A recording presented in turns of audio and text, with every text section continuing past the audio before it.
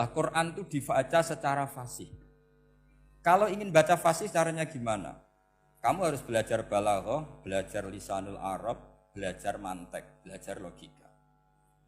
Nah, kalau logika itu tidak sampai, cari muhalnya. Ini fatwanya Said Robdon Al-Buti, juga fatwanya semua ulama usul fikih. Saya ulang lagi ya, kalau logika kamu nggak paham, cari sisi muhalnya. Saya ulang lagi, cari sisi muhalnya. Misalnya kamu angan-angan tentang Allah nggak dok. Sedurungnya Allah itu sopo. Misalnya kamu angan-angan gitu. Sama agama tentu itu dilarang, tapi orang filsafat tetap saja nyari itu. Lalu hentikan pencarian itu, yaitu tadi katakan saja hadhil maujudat yastakhilu ayyakhluqahal adam. Sesuatu yang maujud tentu enggak mungkin disebabkan oleh sesuatu yang tidak ada. Fa innal adama la yu'athiru aslan wala yakhluqu aslan. Namanya sesuatu yang enggak ada pasti tidak berstatus pencipta. Namanya saja enggak ada. Akhirnya la budda min ayyasbiqa hadzal alam maujudun. Maka alam ini harus didahului sesuatu yang maujud. Lah maujud ini yang oleh Islam disebut Allah Subhanahu wa taala. Sudah selesai di sini. Tinggal delok TV, tinggal ngopi, turu sampai setannya setruk karena nunggu mau bikin was-was itu lagi. Loh saya itu termasuk kiai paling sering lihat sinetron. Kadang ya lihat Mak Lampir itu sering sekali. Sampai istri saya itu protes, Gus, dengan kata orang banyak orang alim kok senengane delok Mak Lampir. Karena setan mau menggoda saya tentang berpikir Allah. Jadi dia ngenteni. Iku malah mikir Mak Lampir gitu. Setelah lihat Mak Lampir biasanya saya itu lapar, terus makan. Habis makan tidur. Setannya masih nunggu mau was-was. Ternyata saya habis bangun ngopi lagi. Kadang lihat berita orang ditangkap KPK, macam-macam. Ini penting saya utarakan supaya setan itu tidak menang. Jadi ciri utama setan itu kata Rasulullah SAW, setan ini goda umatku, hadhil jibal khalaqaha Allah, hadhil ardo khalaqaha Allah, hadhil bihar khalaqaha Allah, faman khalaqaha Allah. Itu makanya banyak orang jurusan filsafat keblinger karena tanya Allah itu siapa. Kata Rasulullah, jika sampai ini maka kamu harus berhenti. Lo berhenti tanpa dialihkan ke yang lain kan susah. Tinggal aja lihat dulu sinetron. Ya paling gampang ya Mak Lampir kan ada takut-takutnya sedikit. Karena kalau lihat sinetron anak-anak milenial itu kalau ada artis cantik sampai nangis. Karena istri kamu tidak seperti itu. Jadi ini trik ya. Trik supaya melihat TV tapi tidak nyesal. Makanya saya milihnya Angkring Darmo, Mak Lampir. Ya saya nggak mikir maknanya. Butuhnya setan bin mangkol itu. Karena ngenteni saya mikir itu ternyata tidak mikir itu lagi. Jadi makom saya itu beda, sama-sama lihat sinetron. Mungkin saya jadi wali karena lihat sinetron. Mungkin ya. Makanya banyak wali itu gak bisa diduga. Banyak orang jadi wali itu justru karena makan. Justru karena melakukan hal-hal yang cara orang banyak itu salah. Itu Abu Yazid Al-Bustami itu pernah tanya sama Allah. Kamu gak usah bayangkan caranya tanya gimana. Enggak wali ya enggak tok. Sudah enggak usah tanya itu. Tanya gini, ya Allah, orang sesregep saya dalam ibadah sedekat ini sama jenengan. Lalu saingan saya dekat jenengan masuk surga itu siapa? Sama Allah ditunjukkan orang yang tidur, itu tidur yang. Ya teman kamu yang tidur di kamar. Enggak terima Bu ya, ini gimana kok bisa setingkat saya orang yang tidak tidur gitu. Yang saya ibadah terus istighfar terus. Tapi jawabannya Allah nih. Woe ibadah terus itu mergo wedi aku. Jadi kan nganggep aku itu rodok-rodok jahat gitu. Iki tuh ratu mergo yakin aku apian, mengane ditinggal turu. Jadi sampean jangan tiru makom saya ketika tidur. Itu punya kelas khusus. Tapi jangan tiru, ini cerita saja, sampean ndak harus niru. Karena sampean kalau niru itu harus ada Abu Yazidnya. Abu Yazid sudah enggak ada. Tapi itu ilmu. Ilmu yang cocok enggak cocok harus kita kaji. Saya tadi jagungan sama beliau, sama Profesor Said Akil Al-Munawar. Beliau cerita sebetulnya sekolahan saya itu tentang usul fikih, tapi terkenal saya Profesor Tafsir. Tapi saya suka ilmu usul fikih, meskipun korbannya ya banyak. Biasanya orang jadi liberal gara-gara ya usul fikih. Sebenarnya nggak perlu dipikir lah itu macam-macam. Begini, dalam usul fikih yang mainstream itu kan ada hukum wajib, haram, ya makruh, terus macam-macam lah. Termasuk ada mubah. Mubah itu boleh dilakukan, boleh ditinggalkan. Dalam ilmu usul fikih sebetulnya definisi mubah boleh dilakukan, boleh ditinggalkan itu salah. Karena begini, setiap Anda melakukan sesuatu yang mubah, pasti di saat itu meninggalkan sesuatu yang haram. Saya ulang lagi ya.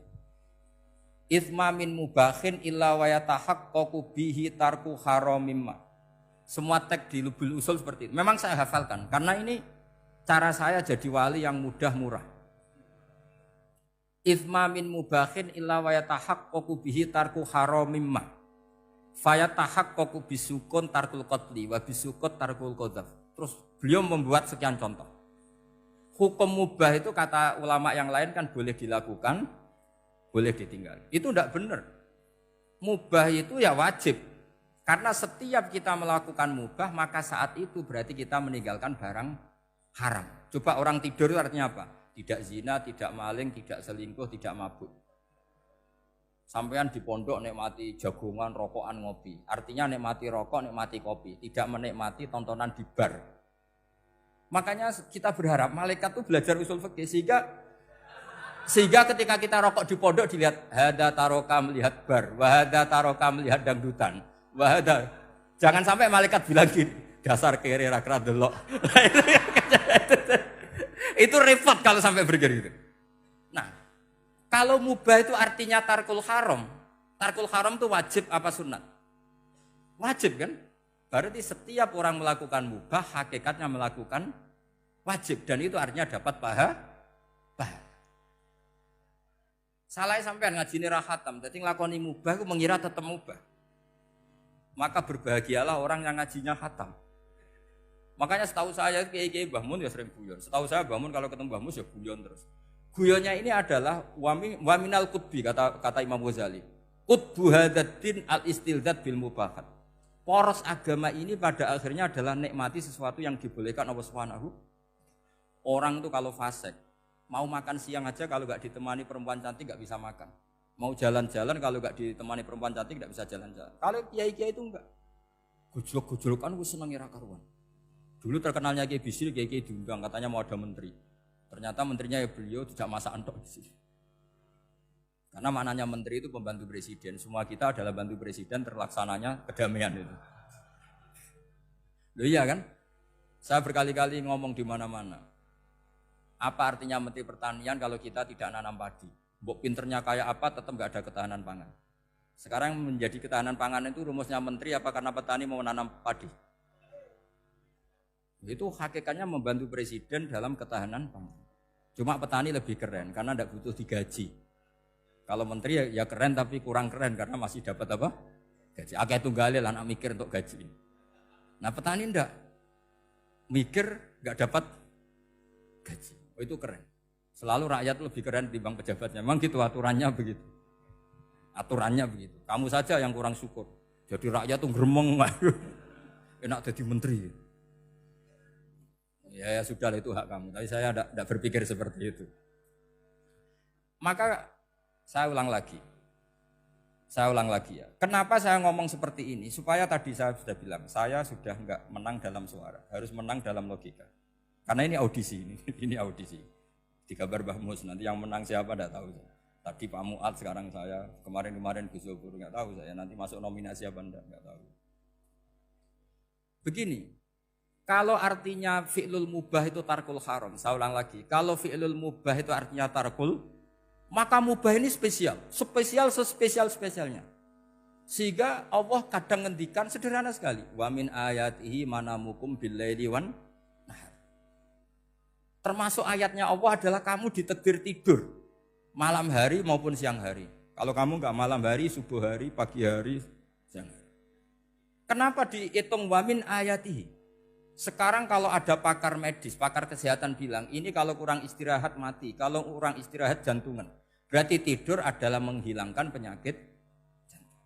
Obat paling mandi dengan orang rutin tidurnya, itu masih mandi orang rutin tidurnya.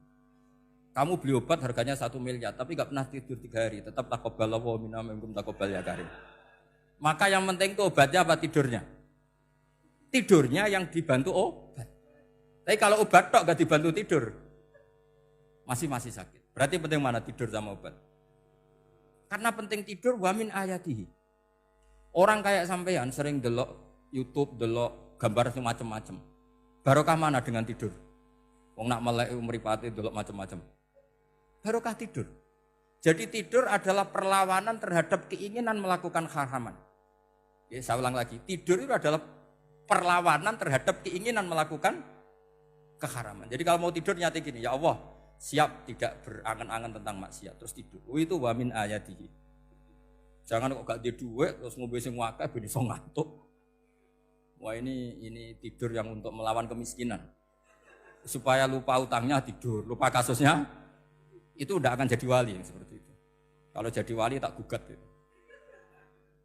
Nah, sehingga karena mubah itu tarkul haram, Allah itu sering menghitung ibadah yang super itu halal mubah. Misalnya Allah ngendikan kulu washrobu, kamu harus makan. Sekarang gini, jaga kesehatan itu wajib enggak? Wajib. Kalau saya tidak sehat tidak bisa ngaji di sini. Apalagi Mbah Mus kalau nggak sehat ditunggu orang se-Indonesia fatwa. Dan di antara cara sehat kamu harus makan. Kalau nggak makan sakit. Lalu makan dengan posisi menyehatkan orang yang bisa fatwa, bisa mulang, bisa macam-macam. Posisi ini super apa tidak super? Super. Maka Allah kadang sederhana ngendikan ibadah itu kulu wasrobu jom kowe yo mangan yo. Tapi ayat ini menjadi tidak hebat kalau dibaca orang tidak pernah ngaji, tidak pernah ngaji usul fikih. Pangeran piye toh? Dirimo ngongkon mangan kowe dikongkokno kulu. Wis ora usah ngono ya wis mangan. Rusak Quran kena makna ngono iku rusak. Kamu tahu superiornya ayat kulu wasrobu kalau belajar fa inna fi'lal mubah berarti tarkul haram karena saat melakukan mubah artinya tarkul haram. Dan tarkul haram itu penting. Sekarang gini, merusak diri sendiri haram apa enggak? Haram. Untuk supaya tidak rusak kamu harus makan. Berarti makan wajib apa sunat? Wajib. Lho sing haram itu kalau tulung piring dintekno. Nah, dengan cara pemaknaan seperti ini Quran akan superior. Bahkan di ayat-ayat yang kelihatannya sederhana, kulu washrobu wala tusrifu. Ketika Nabi Musa dimenangkan mengalahkan Fir'aun, itu Allah firman pertama gitu. Kamu harus makan mimma razaqnakum. Cuma syaratnya wala tatghaw fihi fayakhilla alaikum ghadab. Kalau kamu berlebihan nanti dapat ghadab saya. Nah, khawatir saya kalau ilmu ini sudah hilang terus ayat-ayat yang biasa tentang kemanusiaan dikira biasa. Padahal ayat ini super, misalnya nikah. Nikah itu oleh Allah, perempuan yang kita nikahin itu oleh Allah disebut surga.